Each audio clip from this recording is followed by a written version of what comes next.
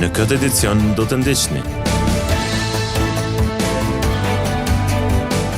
Reshjet e shiut dhe era të ditëve të fundit u kanë shkaktuar dëma disa shtëpive në Gjakov.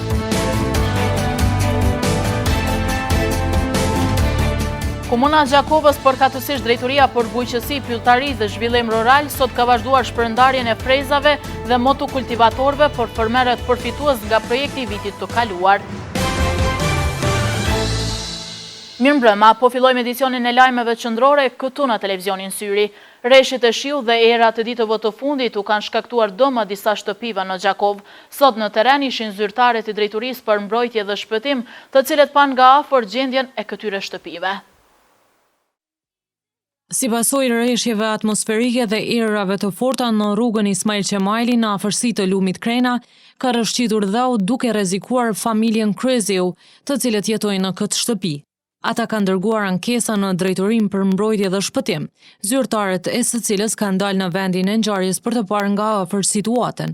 Besim Meqa, udhëheqësi i sektorit për siguri dhe emergjenca, tha se në bashkëpunim me organet e tjera do ta shqyrtojnë këtë ankesë. Bëhet fjalë për një objekt banimit familjes Kryziu. Kjo shtëpi është momentalisht duke u rrezikuar nga shemja e bregut dhe sot kemi ardhur me bë verifikimin e gjendjes dhe për të përcaktuar procedurat e mëtutjeshme për shmangjen e rrezikut. Ndërsa përsa i përket lisit në rrugën Yllka Domi, situatë që televizioni Syri e paraqiti ditën e djeshme, Meqa tha se së bashku me Drejtorinë e Shërbimeve Publike është marrë vendim heqja e lisit dhe brenda kësaj jave operatori ekonomik do të punojë në këtë drejtim. Do të hiqet ai lis, meqense se sot është marrë vendim dhe është diskutuar për atë çështje, kështu që shumë shpejt pritet të hiqet, mos sot brenda 2-3 ditë. Këto ditë gjithashtu është paralajmëruar se do të ketë rreshje atmosferike dhe për këtë Meqa tha se jemi në gatishmëri me të gjitha kapacitetet e nevojshme. Komuna Gjakovës, përkatësisht Drejtoria për Bujqësi, Pylltari dhe Zhvillim Rural, sot ka vazhduar shpërndarjen e frezave dhe motokultivatorëve për fermerët përfitues nga projekti i vitit të kaluar. Fermerët përfitues thanë se këto subvencione janë shtys që ta zgjerojnë veprimtarinë e tyre. Komuna Gjakovës, përkatësisht Drejtoria për Bujqësi, Pylltari dhe Zhvillim Rural, sot ka vazhduar shpërndarjen e frezave dhe motokultivatorëve për fermerët përfitues nga projekti vitit të kaluar. I pranishëm ishte edhe kryetari i Komunës së Gjakovës, Ardian Gjini, i cili njëherë inkurajoi të gjithë fermerët të vazhdojnë punën e tyre, pasi që përkraja nga niveli lokal nuk do të ju mungojë. Tepër me rëndësi për ne me ndihmu që sa më shumë tokë në Komunën e Gjakovës me u punu, edhe që secili prej bujqve, prej fermerve, me mri me pas edhe sa ma shumë profit, për shkak se fundit, e të gjithë punojnë për mi kry një profit. Na nuk keme undal, keme vazhdu vit pas viti, sikur edhe si vjet, sikur edhe vitin e kalum, juve të gjithëve ju uroj sukses në punë. Drejtori i Bujqësisë, Pylltarisë dhe Zhvillimit Rural, Gani Hajdari, tha se një formë e tillë mbështetjes do të vazhdojë edhe më tutje. Është kontratë e vitit kalum, është në vazhdimsi, përfitues janë 105 për fermer. Në këtë rast jem duke shpërndar freza dhe multikultivator, po shpresoj që në këtë kohë pranë verë tash në sezonin, po sa fillon tash sezoni e punës, po shpresoj që kanë hyrë në punë fermerëve. Fermerët përfitues u shprehën të kënaqur duke parë këtë përkraje si shtys për të zgjeruar edhe më tutje këtë veprimtari. Na ndihmon mirë, kemi pas nevojë për ta dhe kemi ndihmës shumë në për kësaj. Mendojmë edhe me zgjenu më tepër për freza këto, që në traktorin e kam, po edhe për freza këto për bujqësi më tepër.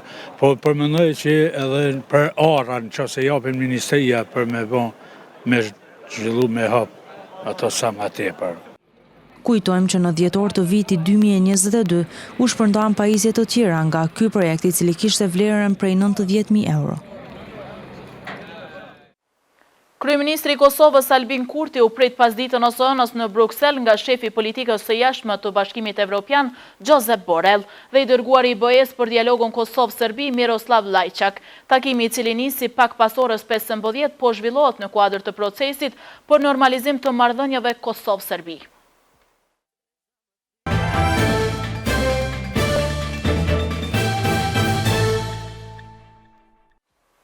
Familjes Morina, por të cilën ne kemi raportuar disa herë, tashmë është rënuar obori e garazhat.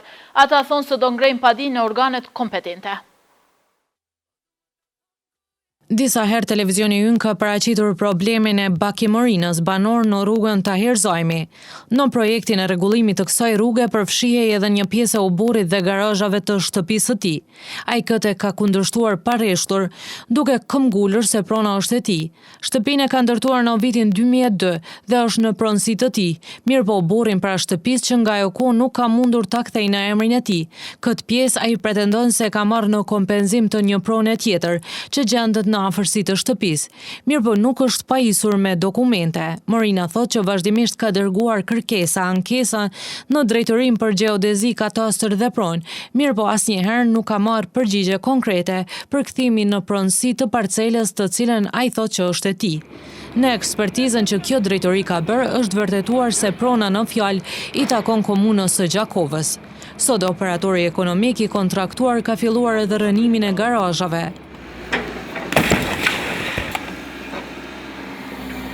Pronarët e shtëpisë prapa kamerave thanë që janë dorëzuar, pasi çdo kundërshtim ishte i kotë. Mirëpo ata nuk do të lënë pa ngrehur padinë në organet gjyqëse. Në vendin e ngjarjes ishin edhe inspektoriati i komunës së Gjakovës dhe policia.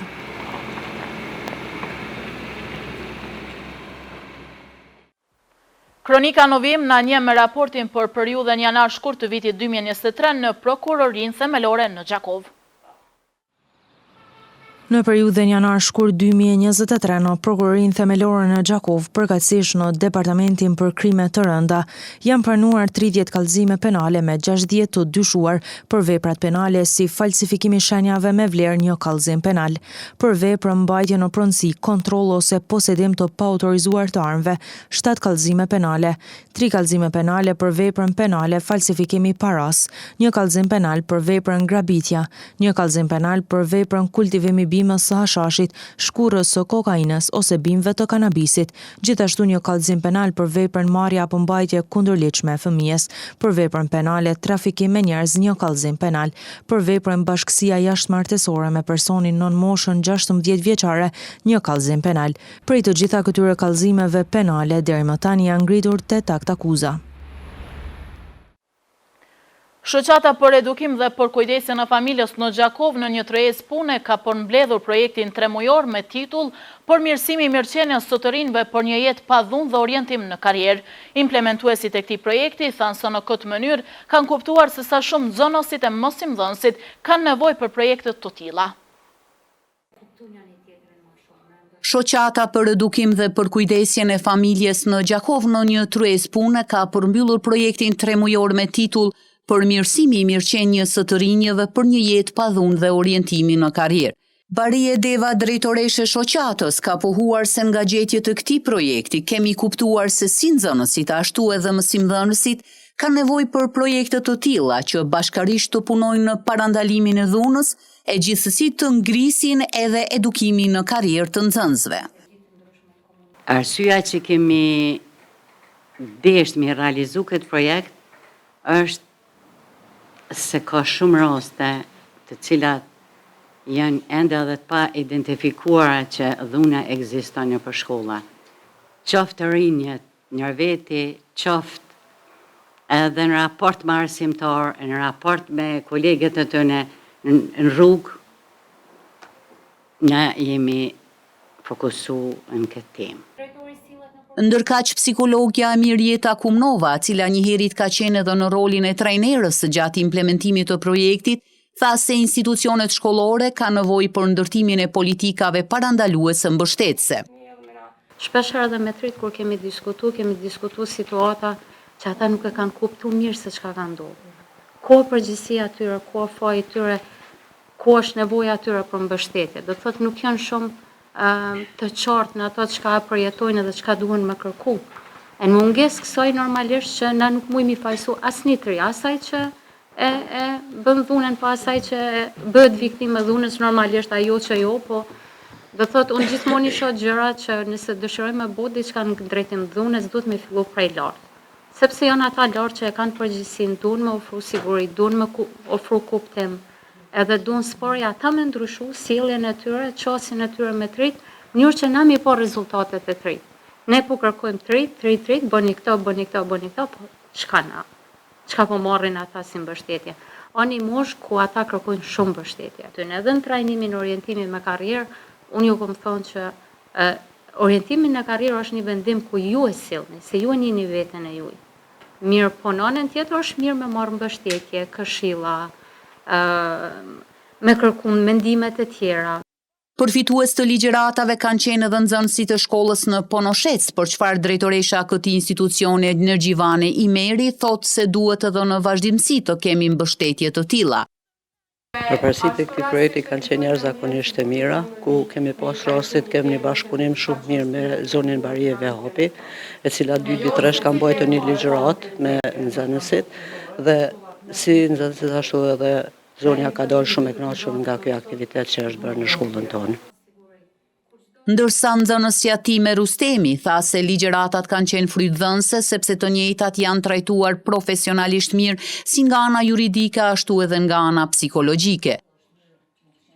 Mendoj që këto fushata janë shumë të nevojshme, sidomos për ata nxënës, ata pjesë trajnisë, që nuk kanë shumë qasje me i pa ose me provu se si është shkollimi i mirë. Fushata ka jap një përshtypje shumë të mirë tek tri, sidomos tek grupi që unë jam kon, ku na ka tregu se si na mundem mu përfshi ma tepër tek shkollimi ose tek orientimi dhe se si është ajo e mirë në të ardhmen tonë. Kujtojmë se projekti është implementuar në shkollat e komunës së Gjakovës dhe Rahovecit, në të cilën janë përfshirë 46 nxënës, financuar nga Ministria e Kulturës dhe mbështetur nga Drejtoria e Arsimit në Gjakovë.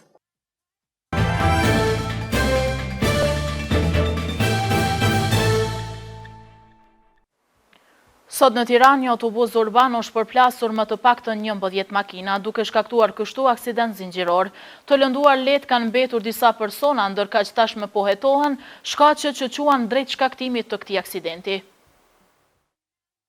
9 persona mes tyre dhe shoferi i autobusit kanë mbetur të lënduar si pasojë e aksidentit të shumëfisht që ndodhi paraditën e të hënës në Tiranë. Policia bën të ditur se pas bërjes së testit 63 vjeçari që drejtonte autobusin e linjës Sonazës ka rezultuar se nuk ka qenë në efektin e alkoolit, sa i përket të lënduarve ata ndodhen nën kujdesin e mjekëve. Theksojmë që 12 automjete u përfshin në aksidentin e ndodhur pranë urës së Tajvanit, por që ende nuk dihen shkaqet e aksidentit zinxhiror që ka krijuar trafik të rënduar dhe ka trembur dëshmitarët në vend ngjarje, ndërsa pritet ekspertiza grupit hetimor për të zbuluar shkaqet e këtij aksidenti të shumëfisht. Kujtojmë se kjo nuk është hera e parë që autobusët e kësaj linje përfshihen në ngjarje rrugore. Disa muaj më parë një prej autobusëve të kësaj flote përfundoi në Lan, ku dhe u la më pas për disa ditë si instalacion.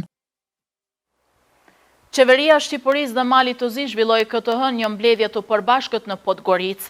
Gjatë takimit u firmosën 11 marrëveshje të përbashkëta në fusha të ndryshme në të cilat këto dy shtete kanë gjetur mundësi bashkëpunimi.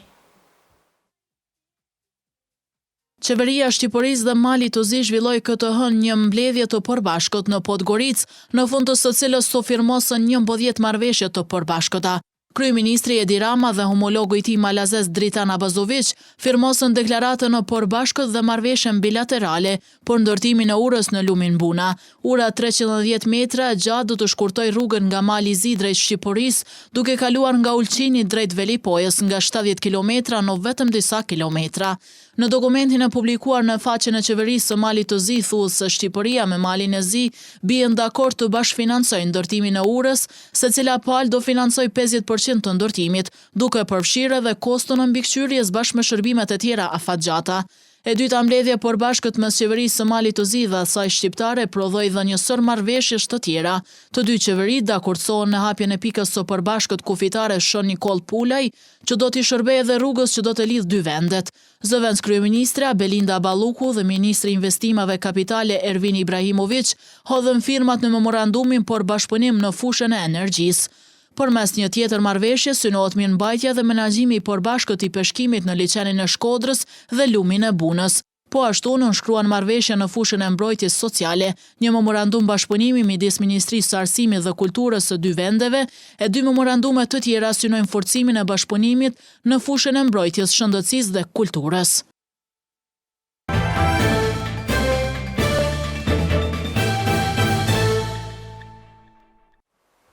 Qeveria izraelite dhe autoriteti palestines kanë lëshuar një deklarat të porbashkët për marrjen e hapave që çojnë në ulje të dhunës. Kjo deklarat është lëshuar të dielën pas bisedimave të ralla mes dy paleve, që janë zhvilluar në Jordani, në të cilën kanë marrë pjesë edhe zyrtar nga Shtetet e Bashkuara të Amerikës dhe Egjipti. Qeveria izraelite dhe autoriteti palestines kanë lëshuar një deklarat të porbashkët për marrjen e hapave që çojnë në ulje të dhunës. Kjo deklarat është lëshuar të dielën pas bisedimave të ralla mes dy paleve që janë zhvilluar në Jordani, në të cilat kanë marrë pjesë edhe zyrtar nga Shtetet e Bashkuara dhe Egjipti.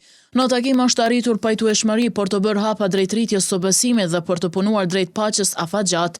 Në kohën e nisjes së bisedimave, një sulmues palestines ka qelluar për vdekje dy izraelit në bregun e pushtuar perëndimor. Ushtria izraelite ka thënë më vonë se do shtoj 2 bataliona shtesë për rritje të sigurisë. Si përgjigje, kryeministri izraelit Benjamin Netanyahu e tensionet janë rritur së fundmi pas 2 bastisjeve ushtarake izraelite në kampin Janin të refugjatëve dhe në qytetin e vjetër Nablus, në të cilat janë vrarë 21 palestinez, duke shënuar kështu operacionin më të përgjakshëm të këtij lloji që prej vitit 2005. Në të dyja rastet, ushtria izraelite ka thënë se synimi i saj ka qenë që të arrestoj burrat e kërkuar, që ose kanë kryer sulm ose kanë qenë duke i planifikuar ato. Ekzistojnë shqetësime për tensione të mëtutjeshme, pasi në javët në vazhdim muaji i shenjtë i Ramazanit do shënohet në kohën e njëjtë me Pashkën hebreje.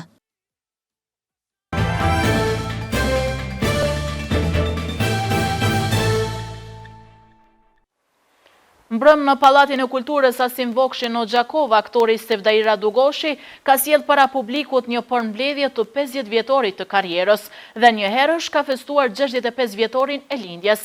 Nga të pranishmit u thasën shknatësi që kanë porcjell krimtarinë e Radugoshit, si dhe presin projekte të reja nga ai. Janë provat e fundit të humoristit e artistit të njohur Sevdair Radugoshi. Ai po bëhet gati të dalë në skenën e Pallatit Kulturës Asim Vokshi për stand-up komedin Vesha Bukuresha, të cilën e ka organizuar për ditëlindjen e tij të 65 dhe për 50 vjetorin e fillimit të karrierës. Ai paraqiti disa nga 40 rolet e tij të ndryshme, që nga fillimi i karrierës e deri më sot.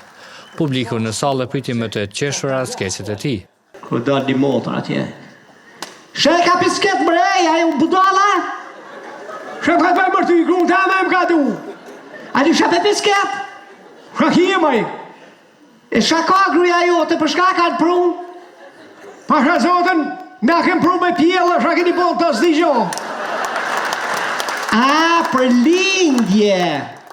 Për Radogoshin ishte kënaqësi të përformoj karrierën e tij para publikut.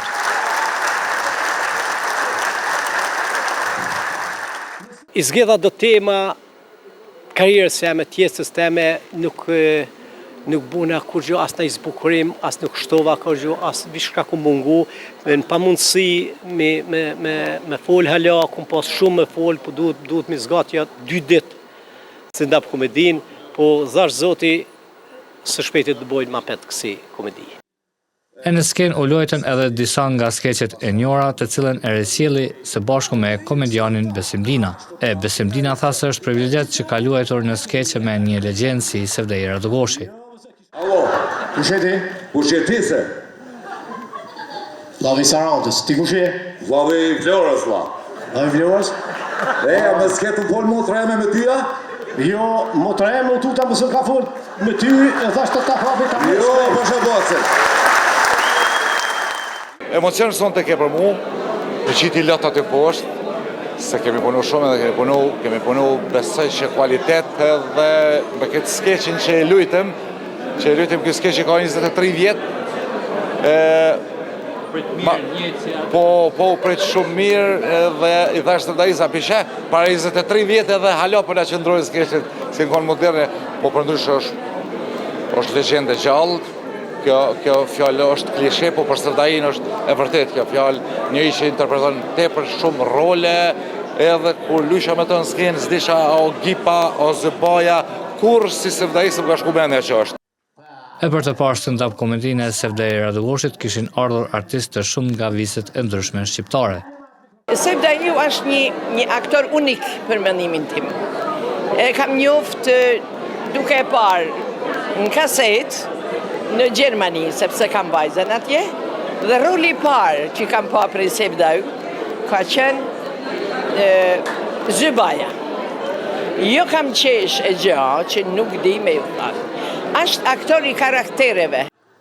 Sevda Radogorshi tha se kjo nuk është hera e fundit që ai do të jetë në skenë dhe të bëjë komedi, por do të vazhdon të sjellë projekte e skeqe të ndryshme humoristike për publikun.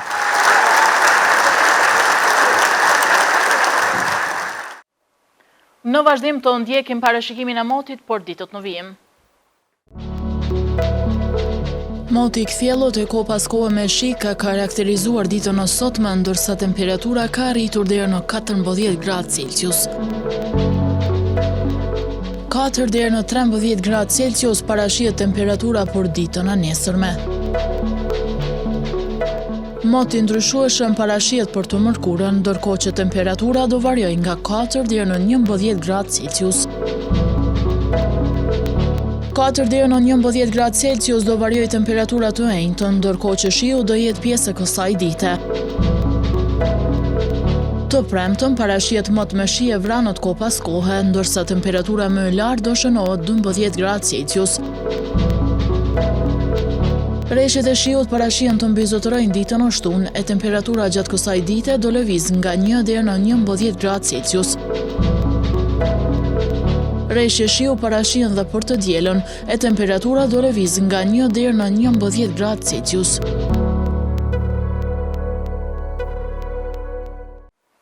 Para se të ndahemi, të ndjekim edhe një titujt kryesor të këtij edicionit qendror të lajmeve. Reshjet e shiut dhe errat të ditëve të fundit u kanë shkaktuar dëma disa shtëpive në Gjakov. Komuna Gjakovës, përkatësisht drejtoria për bujqësi, pylltari dhe zhvillim rural, sot ka vazhduar shpërndarjen e frezave dhe motokultivatorëve për fermerët përfitues nga projekti i vitit të kaluar. Këtu merr fund ky edicion, ndërkohë vazhdoni të na ndisni në televizionin Syri dhe rrjetet tona sociale. Natën e mirë.